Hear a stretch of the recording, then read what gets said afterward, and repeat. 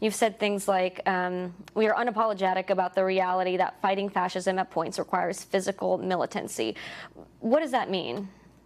That means that when fascists come to our city to attack people, we are going to put our bodies between fascists and the people they want to attack and try to prevent them from doing that. When you say put our bodies, that sounds like a passive statement, but sometimes you are not just putting your bodies, but you are acting with your bodies. You're also hitting and you're throwing things and you're reacting violently. I think self-defense can look violent if you're looking at it as the person who responds in self-defense is as culpable, but we don't see it that way. We see ourselves as engaging in self-defense from groups who want to do our community harm, whose ideology is the ideology of genocide and mass murder. So in the sense of reaction, we see fascism as an inherently violent ideology. So when we disrupt its organizing, we see that as self-defense. The very presence of organizations and people who you would call fascist or fascist leaning, that very presence is violent, and so your violent reaction would be self-defense. Although ideologically that's what you believe, in reality, in the legal system, that would count as assault. Does that concern you at all? One of our points of unity is that we don't depend on the cops or the courts to do the work of opposing white supremacy. So you're saying that when far-right groups come here and throw demonstrations and have their rallies, they don't necessarily have to throw the first punch in order for you to react violently? The purpose of these groups in coming to Portland is to attack people.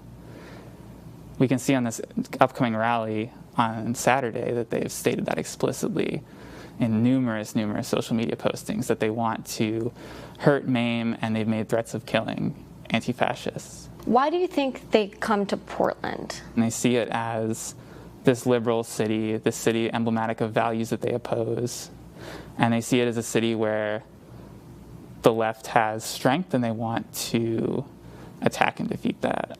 Do you think your presence here attracts them as well? I think to a certain degree, but they would come here regardless of our presence. If we weren't here, if anti-fascists, if the numerous people who come out with us in the streets weren't here to oppose them, they would come and still attack people. A lot of experts who study far-right groups say that what you're doing is actually playing into their hands. How would you respond to that?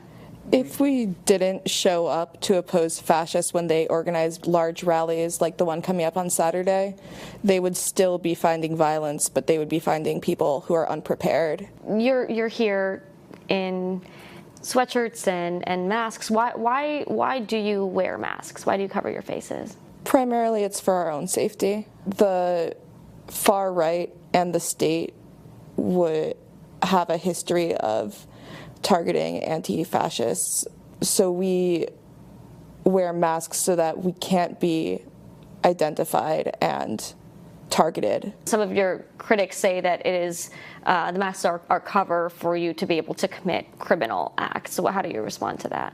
Again, the masks are there for our own safety so we can continue to do this organizing without the fear of fascist or state repression. So you wouldn't remove your masks and say the things that you just said? Not on camera. Yeah.